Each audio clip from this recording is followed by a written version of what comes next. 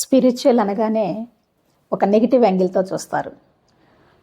ఇప్పుడు ఎందుకులే, రిటైర్ అయిన తర్వాత చూడొచ్చు, లేదా 70sలో చూడొచ్చులే, ఇప్పుడు అవసరం లేదులే అనుకుంటారు.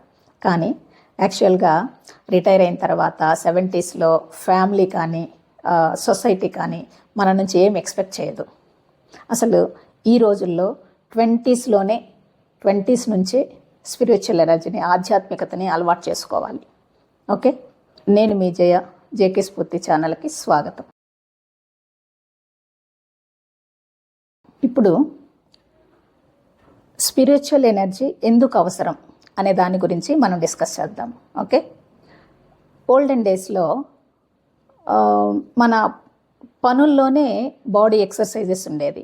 అలాగే మైండ్, పీస్ ఆఫ్ మైండ్ కూడా ఓల్డెన్ డేస్లో ఉండే పనుల్లోనే ఉండేది. అంటే ప్రాబ్లమ్ షేరింగ్ కానీ, అందరూ ఒక దగ్గర కూర్చొని షేర్ చేసుకోవటం వల్ల స్ట్రెస్ ఉండేది కాదు.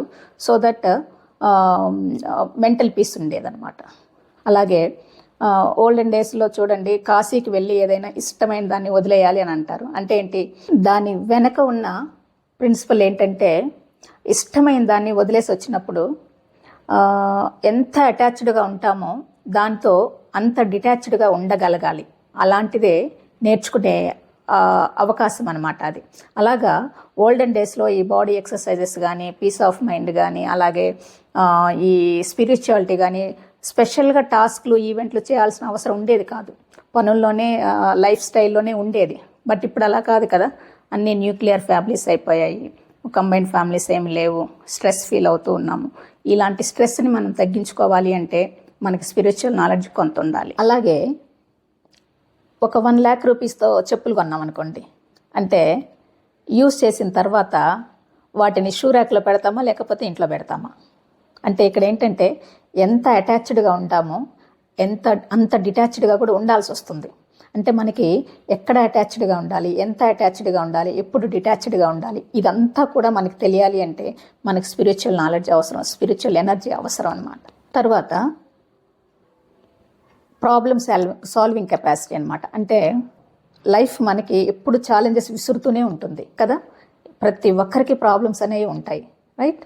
అలా ప్రాబ్లమ్స్ వచ్చినప్పుడు జనరల్గా ఏమవుతుందంటే, కొంతమంది సింపతి చూపిస్తారు, కొంతమంది ఇర్రెస్పెక్ట్గా ఉంటారు, కొంతమంది హ్యాపీగా ఫీల్ అవుతారు, వీళ్ళకి ఇలాగే జరగాలి అని. ఇలా రకరకాల ఎమోషన్స్ అనమాట. సో ఇవన్నీ మనకి సొసైటీ నుంచి వచ్చే ప్రెషర్స్. ఈ ప్రెషర్స్ని మనం తట్టుకొని యాక్సెప్ట్ చేసి ధైర్యంగా ఐఎమ్ ఫైన్ అని చెప్పగలిగే సత్తా ఉండాలి. దానినే ఎమోషనల్ ఇంటెలిజెన్స్ అంటామన్నమాట. ఈ ఎమోషనల్ ఇంటెలిజెన్స్ పెరగటానికి మనకి ఈ స్పిరిచువల్ ఎనర్జీ బాగా ఉపయోగపడుతుంది. నిజానికి ప్రతి ఒక్కరి దగ్గర 2 టూల్స్ ఉంటాయి, 2 ఆయుధాలు ఉన్నాయి. అవేంటంటే మన బాడీ, మన మైండ్.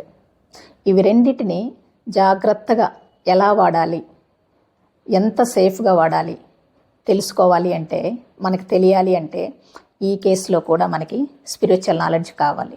ఓకే, మనకి పాత రోజుల్లో అయితే అందరికీ తెలిసిందే కదా, ఈ అన్నిటికీ మనకు పనుల్లోనే ఇన్వాల్వ్ అయి ఉండేది మొత్తం. మన స్పెషల్గా యాక్టివిటీస్ అవసరం లేదు.